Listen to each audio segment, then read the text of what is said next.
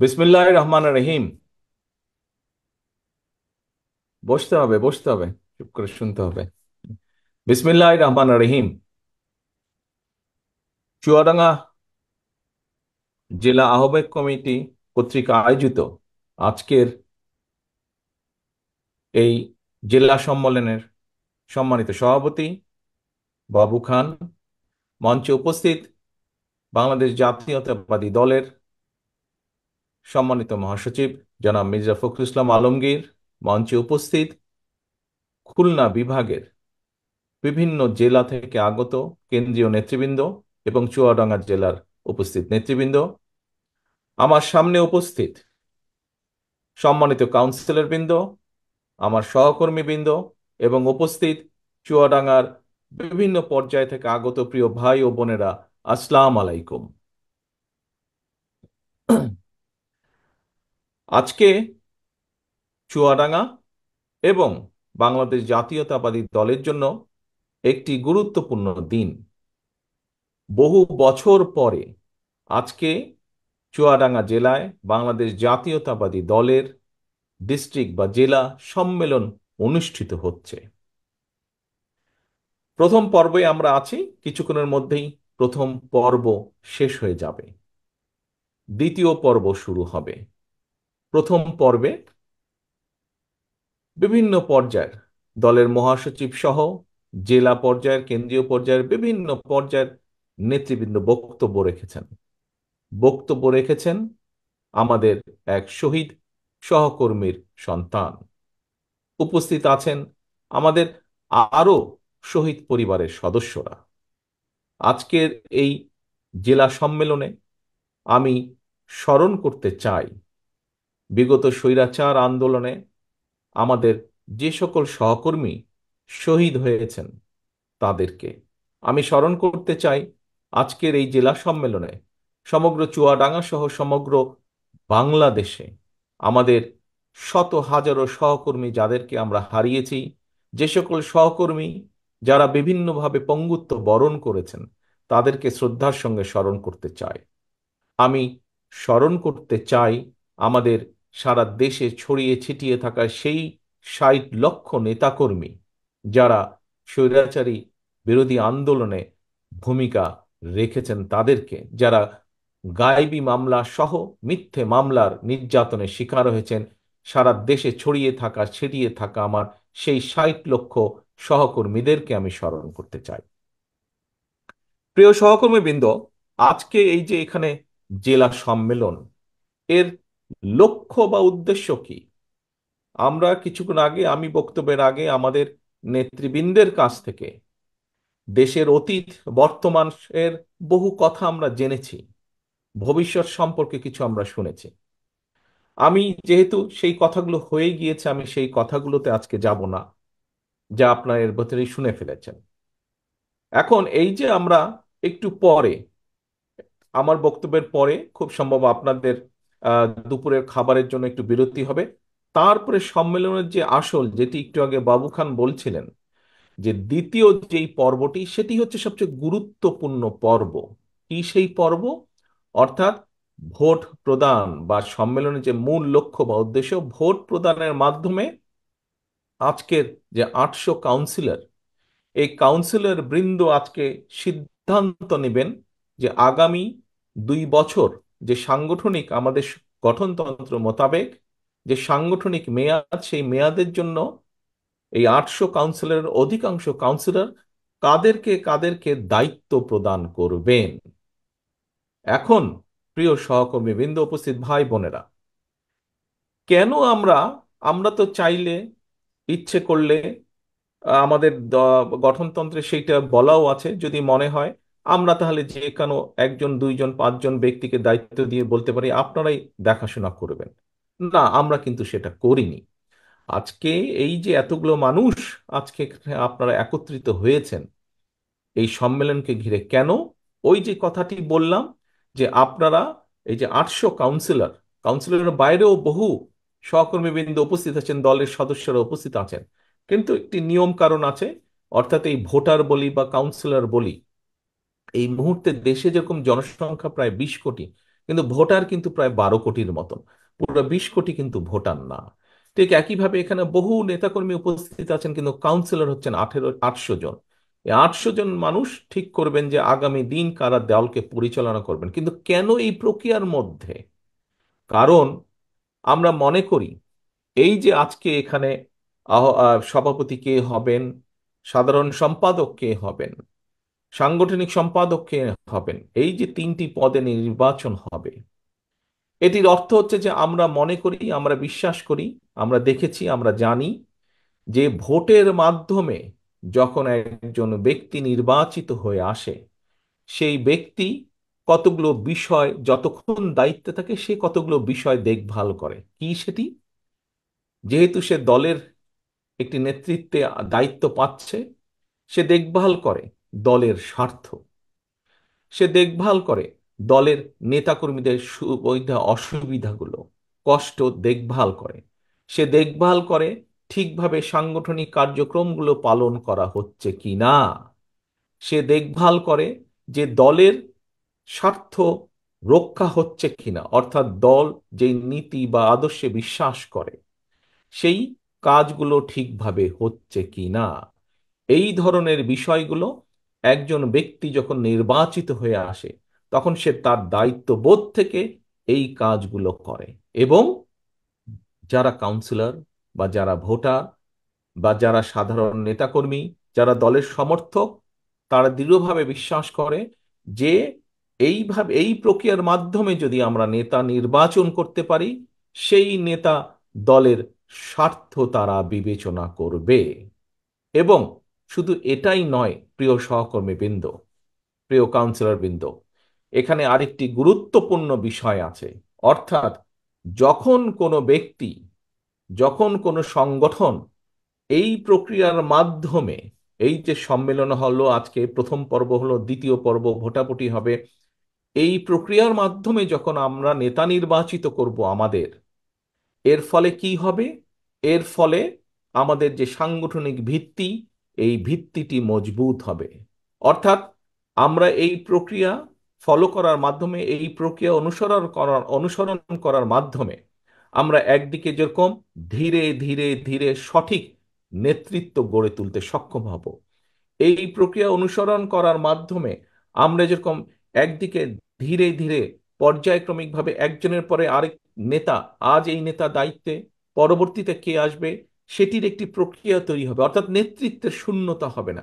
এই বিষয়গুলো যেমন একদিকে সঠিকভাবে সুন্দরভাবে গড়ে উঠবে, একটি প্রসেস, একটি প্রক্রিয়া গড়ে উঠবে, ঠিক একইভাবে এই প্রক্রিয়া অনুসরণ করার মাধ্যমে দলের ভিত্তি, সাধারণ মানুষের মধ্যে ভিত্তিটা দৃঢ় হবে।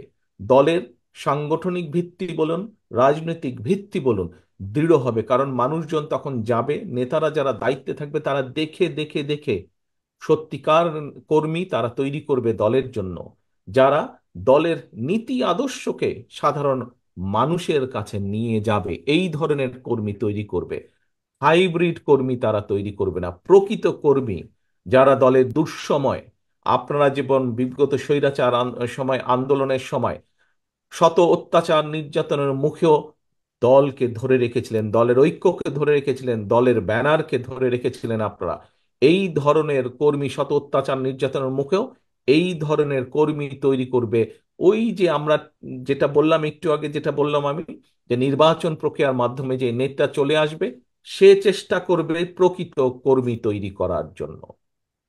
প্রিয় সহকর্মী বৃন্দ, একটু আগে আমাদের দলের মহাসচিব সাহেব, উনি ওনার বক্তব্য বলেছেন, দেশের সামগ্রিক প্রেক্ষাপটে নির্বাচনের বিষয়ে বলেছেন।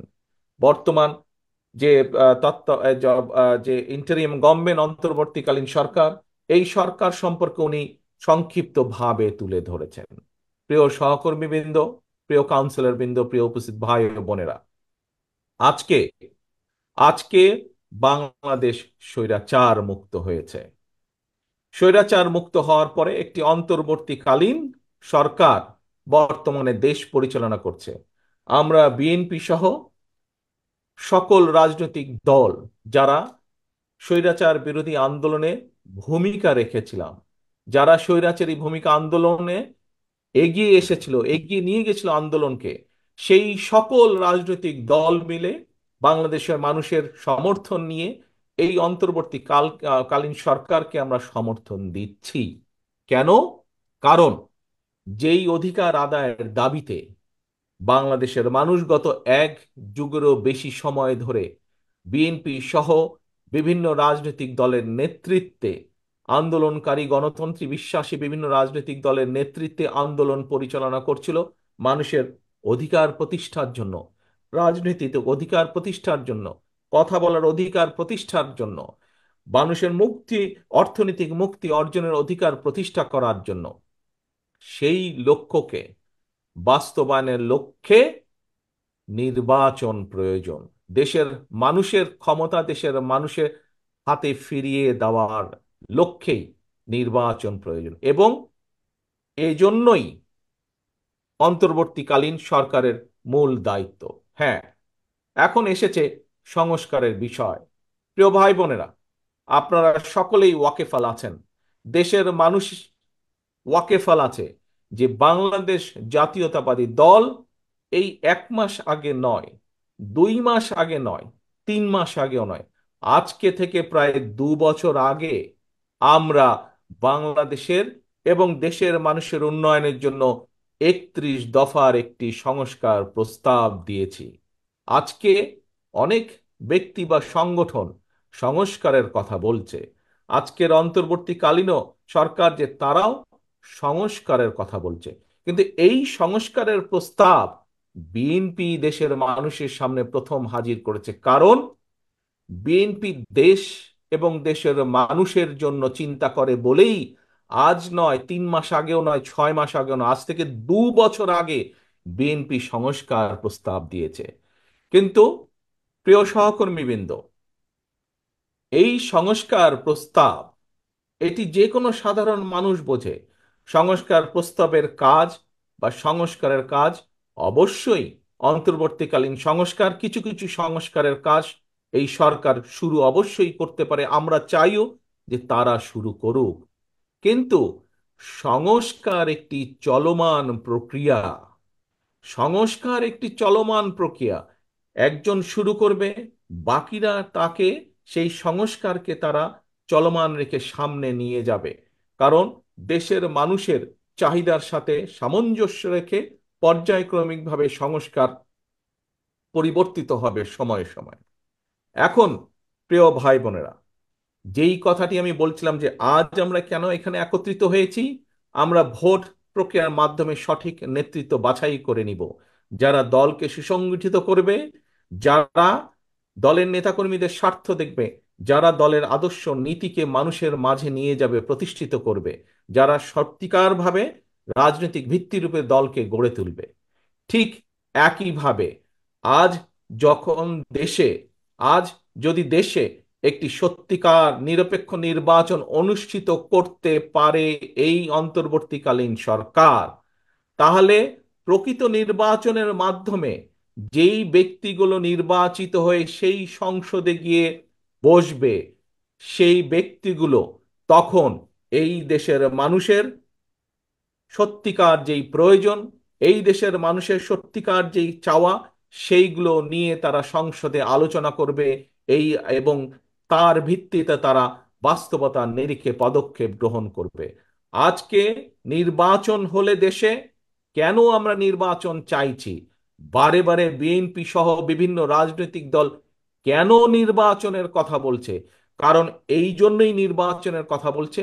আমরা বিশ্বাস করি, আমরা মনে করি যে এই যে আজকের যে ইন্টারিম গভর্নমেন্ট, অন্তর্বর্তীকালীন সরকার, এই সরকার আমরা বিশ্বাস করতে চাই যে তারা একটি নিরপেক্ষ নির্বাচন দিতে সক্ষম হবে, এবং একটি নিরপেক্ষ নির্বাচন তারা দিতে সক্ষম হলেই একমাত্র সেই প্রকৃত ব্যক্তিগুলো নির্বাচিত হয়ে আসতে পারবে যারা সত্যিকারভাবে জনগণের কথা বলবে, যারা সত্যিকারভাবে জনগণের স্বার্থ নিয়ে চিন্তা করবে। তাহলেই একমাত্র সংসদে বসে আলোচনা হতে পারে কিভাবে আমাদের দেশের ভবিষ্যৎ প্রজন্ম, বর্তমানে যে সন্তানরা, তাদের শিক্ষা ব্যবস্থাকে সুন্দরভাবে ঢেলে আমরা সাজাতে পারবো, যাতে করে তারা ভবিষ্যতে শুধু পুঁথিগত বিদ্যা না, তারা যে আমাদের মূল্যবোধ, সামাজিক মূল্যবোধ, সেই মূল্যবোধের আলোকেও শিক্ষিত হয়ে তারা দেশ গঠনের কাজে নিজেদেরকে নিযুক্ত করতে পারে।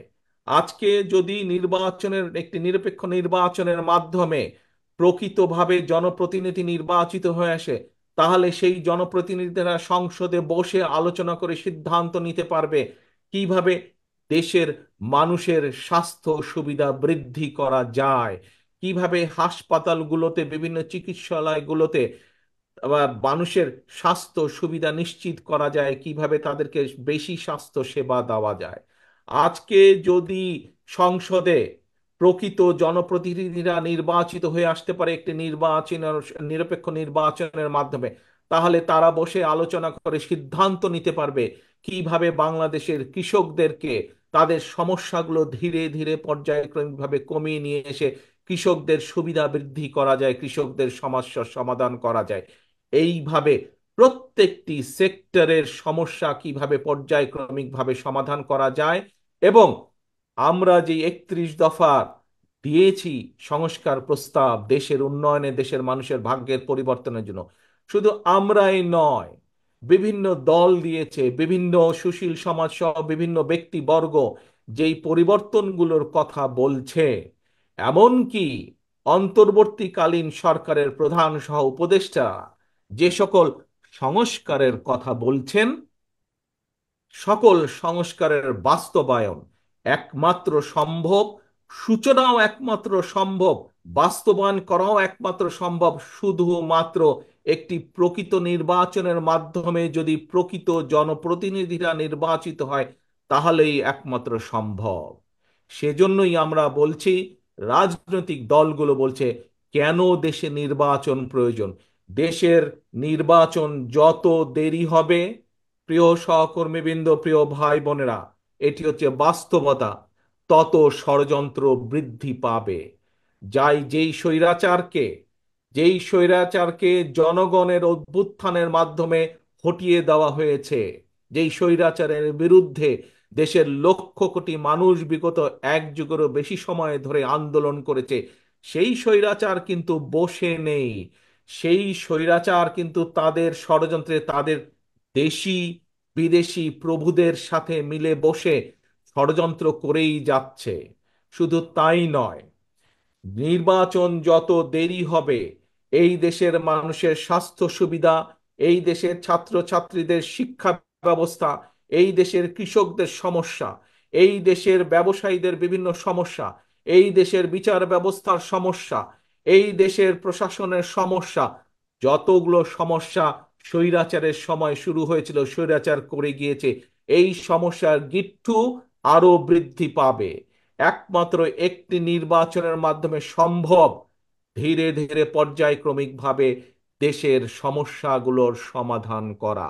সেজন্যই আজকে আজকে আমাদের দলের সংগঠনকে গড়ে তুলতে সম্মেলন যেরকম প্রয়োজন, আজকে দলের প্রকৃত নেতৃত্ব, ভবিষ্যতের নেতৃত্ব তৈরি করার জন্য সম্মেলন যেভাবে প্রয়োজন, ভোটাভুটি যেভাবে প্রয়োজন, ঠিক একইভাবে বাংলাদেশকে যদি গড়ে তুলতে হয়, বাংলাদেশের মানুষের ভাগ্যের যদি পরিবর্তন করতে হয়, সেই কাজ যদি শুরু করতে হয়, আবার যদি আমাদেরকে খাল খনন কর্মসূচি শুরু করতে হয়, আবার যদি আমাদেরকে শিল্প বিপ্লব শুরু করতে হয়, আবার যদি আমাদেরকে কৃষকের সমস্যার সমাধান করতে হয়, তাহলে অবশ্যই দরকার প্রকৃত জনপ্রতিনিধি, যারা দেশের স্বার্থে কথা বলবে, যারা দেশের মানুষের কথা বলবে, এবং তার জন্য প্রয়োজন নির্বাচন। এই কথাটা পরিষ্কারভাবে এই কথাটা পরিষ্কারভাবে আজকে আমাদেরকে তুলে ধরতে হবে। তুলে ধরতে হবে অন্তর্বর্তীকালীন সরকারের কাছে, তুলে ধরতে হবে বাংলাদেশের মানুষের কাছে। কারণ এটি হচ্ছে পৃথিবীতে যে সকল গণতান্ত্রিক দেশ আছে, পৃথিবীতে যে সকল উন্নত দেশ আছে, তারা এই গণতন্ত্র চর্চার মাধ্যমেই ধীরে ধীরে তাদের দেশের অনেক সমস্যার সমাধান তারা করেছে। কাজে প্রিয় ভাই বোনেরা, দলকে সুসংগঠিত করতে হলে, দলে প্রকৃত নেতৃত্ব তৈরি করতে হলে সম্মেলনের যেমন কোনো বিকল্প নেই, ঠিক একইভাবে দেশকে যদি নিরাপদ করতে হয় ষড়যন্ত্রের হাত থেকে, দেশের মানুষের রাজনৈতিক অধিকার যদি প্রতিষ্ঠিত করতে হয়, দেশের মানুষের অর্থনৈতিক অধিকার যদি প্রতিষ্ঠিত করতে হয়, তাহলে বাংলাদেশে সাধারণ নির্বাচনের বাইরে আর কোনো বিকল্প নেই, নেই, নেই। কারণ সোজা একটি কথা, যদি দেশের রাজনীতি রুগ্ন হয়, যদি দেশের রাজনীতি রুগ্ন হয়, আপনি গ্যারান্টি দিয়ে বলতে পারেন, যে দেশের রাজনীতি রুগ্ন, যে দেশের রাজনীতি অসুস্থ, সেই দেশের অর্থনীতি অসুস্থ, সেই দেশের শিক্ষা ব্যবস্থা অসুস্থ, সেই দেশের স্বাস্থ্য ব্যবস্থা অসুস্থ, সেই দেশের শিল্প ব্যবস্থা অসুস্থ, সেই দেশের বিচার ব্যবস্থা অসুস্থ, সেই দেশের কৃষি ব্যবস্থা অসুস্থ। এবং চারিদিকে তাকিয়ে দেখুন, বিগত স্বৈরাচারের সময় এই প্রত্যেকটি সেক্টরকে ধ্বংস করে দিয়ে গেছে। আজকে যদি এই সেক্টরগুলোকে আবার তিলে তিলে গড়ে তুলতে হয়, একমাত্র বিকল্প পথ হচ্ছে নির্বাচন, নির্বাচন এবং জনগণের নির্বাচন। যে নির্বাচনে জনগণ মুক্তভাবে, নিরাপদভাবে, স্বাধীনভাবে ভোট দিয়ে তাদের নিজেদের জনপ্রতিনিধিদেরকে সংসদে পাঠাতে সক্ষম হবে। একমাত্র সেই নির্বাচনের মাধ্যমে দেশের সমস্যাকে আমরা ধীরে ধীরে কমিয়ে আনতে পারবো ইনশাল্লাহ। ঠিক যেভাবে আজকে আপনারা এখানে একত্রিত হয়েছেন, চুয়াডাঙ্গা বিএনপিকে আবার শক্তিশালী রাজনৈতিক ভিত্তির উপরে গড়ে তোলার জন্য, সঠিক নেতৃত্ব বাছাইয়ের জন্য, ভবিষ্যৎ নেতৃত্ব বাছাইয়ের জন্য, ঠিক একইভাবে দেশেরও ভবিষ্যৎ নেতৃত্ব, দেশেরও ভবিষ্যৎকে গড়ে তুলতে হলে নির্বাচনের বাইরে আর কোনো বিকল্প পথ নেই। আসুন, আজকে আমরা জেলা বিএনপির সম্মেলনকে যেরকম সফল করার জন্য আমরা সকলে এখানে একত্রিত হয়েছি, একটি সুন্দর সম্মেলনের মাধ্যমে আমরা সেটিকে যেমন সফল করব, আগামী দিনে আসুন দেশের মানুষকে আমরা উদ্বুদ্ধ করি। এখানে আপনারা যারা আজকে উপস্থিত হয়েছেন, কাউন্সিলররা উপস্থিত হয়েছেন, সর্বপর্যায়ের চুয়াডাঙ্গার সর্বপর্যায়ের নেতৃবৃন্দ, সহকর্মীবৃন্দ, তৃণমূলের নেতাকর্মীরা উপস্থিত হয়েছেন। এর বাইরেও চুয়াডাঙ্গাবাসীর বিভিন্ন এলাকা থেকে বহু সাধারণ মানুষ, ভাই বোনেরা উপস্থিত হয়েছেন। আসুন, আমাদের সামনে লক্ষ্য এবং উদ্দেশ্য একটি, সেটি হচ্ছে এই দেশের মানুষের ভাগ্যের পরিবর্তন, সেটি হচ্ছে বাংলাদেশকে সামনের দিকে এগিয়ে নিয়ে যাওয়া। এবং এটিকে যদি করতে হয়, অবশ্যই অবশ্যই আমাদের সকলকে ঐক্যবদ্ধভাবে এই কাজ করতে হবে। আমি এখন আমি এখন আমার এখানে উপস্থিত বিএনপির সকল ভাই বোনদেরকে, বিশেষ করে তৃণমূলের নেতাকর্মী, কেন্দ্রীয় নেতৃবৃন্দ থেকে তৃণমূলের নেতাকর্মী যারা উপস্থিত আছেন, আপনাদের উদ্দেশ্যে সংক্ষেপে একটি বক্তব্য তুলে ধরতে চাই বক্তব্য শেষ করার আগে। প্রিয় ভাই বোনেরা, আপনারা প্রায় বলে থাকেন একটি কথা, কি, যে বাংলাদেশের সবচাইতে জনপ্রিয় দল বাংলাদেশ জাতীয়তাবাদী দল। এই কথাটি যদি আপনি মনে প্রাণে বিশ্বাস করেন, এই কথাটি কি আপনারা মনে প্রাণে বিশ্বাস করেন? দেখি কারাগারে বিশ্বাস করেন। এই যে প্রত্যেকটি মানুষ হাতে, ধন্যবাদ, হাত নামান। এই কথাটি যদি সত্যিকার ভাবে বিশ্বাস করেন, প্রিয় ভাই বোনেরা, তাহলে আপনাদের প্রত্যেককে কিন্তু আজ নিজেকে সেভাবে গড়ে তুলতে হবে। শুধু কথা বললেই হবে না। বাংলাদেশের মানুষের প্রত্যাশা কিন্তু এখন স্বৈরাচারের পতনের পরে বাংলাদেশের মানুষের প্রত্যাশা কি, যে বিএনপি এমন একটি রাজনৈতিক দল, অতীতে যখন বিএনপি রাষ্ট্র পরিচালনা করেছে, তারা এই দেশের মানুষের বাকশাল থেকে বহুদলীয় গণতন্ত্রে ফিরিয়ে দিয়েছিল, এই দেশের মানুষকে গণতন্ত্র ফিরিয়ে দিয়েছিল। এই দেশে দুর্ভিক্ষ থেকে বিএনপি বাংলাদেশকে খাদ্য রফতানির দেশে পরিণত করেছিল। এই দেশে মাত্র কয়েকটি কল পাটের কারখানা ছিল, সেখান থেকে বিএনপি বাংলাদেশকে আজকে বিশ্বের অন্যতম গার্মেন্টস রফতানির দেশে পরিণত করেছে। এই দেশের মানুষ, আগে কোটি কোটি মানুষ বেকার হয়ে ঘুরে বেড়াতো, শুধু কৃষিকাজের বাইরে তেমন কোনো কর্ম ছিল না। আজ শহীদ জিয়ার নেতৃত্বে বাংলাদেশের প্রায় 1 কোটিরও বেশি মানুষ আজকে প্রবাসে থেকে বৈদেশিক মুদ্রা দেশে পাঠাচ্ছেন। প্রিয় ভাই বোনেরা, এরকম আরো বিভিন্ন কারণে খালেদা জিয়ার নেতৃত্বে যখন দেশ পরিচালনা করেছেন, সে সময় খালেদা জিয়ার নেতৃত্বে এই দেশের সন্তান, বিশেষ করে মেয়ে সন্তানদের শিক্ষা ব্যবস্থা দ্বাদশ শ্রেণী পর্যন্ত বিনামূল্যে করে দেয়া হয়েছিল। এরকম আরো বহু কাজগুলো আছে।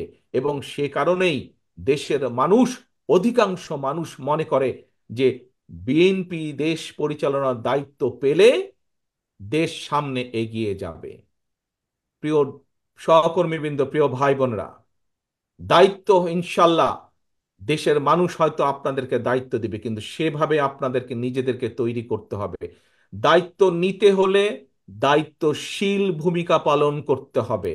দায়িত্ব নিতে হলে দায়িত্ব নেওয়ার মতন নিজেকে যোগ্য করে গড়ে তুলতে হবে। আজকে আসুন এই সম্মেলনে যেমন আমরা আজকে সিদ্ধান্ত নেব যে আগামী দিন চুয়াডাঙ্গায় কারা দলকে পরিচালনা করবেন, সেই যোগ্য নেতৃত্ব যেমন আমরা বাছাই করে নিব, একই সাথে আসুন আজকে আমরা এখানে সকলে মিলে প্রতিজ্ঞাবদ্ধ হই, আমরা যে যেই পর্যায়েরই নেতা বা কর্মী হয়ে থাকি না কেন, প্রিয় সহকর্মীবৃন্দ মন দিয়ে শুনবেন দয়া করে এই কথাটি আমার, আমরা যে পর্যায়েরই নেতাকর্মী হয়ে থাকি না কেন, এখানে উপস্থিত আপনারা যারা আছেন, হতে পারেন আপনাদের মধ্যে থেকে কেউ ইউনিয়ন পর্যায়ের, কেউ ওয়ার্ড পর্যায়ের, কেউ থানা পর্যায়ের, কেউ জেলা পর্যায়ে, যে যেই পর্যায়ে হন না কেন নেতা বা কর্মী, সেটি বড় কথা না। সবচাইতে বড় কথা হচ্ছে আপনি একজন বিএনপির কর্মী, আপনি একজন শহীদ জিয়া খালেদা জিয়ার সৈনিক, এবং সে কারণেই আপনাকে দায়িত্বশীল ভূমিকা পালন করতে হবে। আপনাকে দায়িত্বশীল হতে হবে।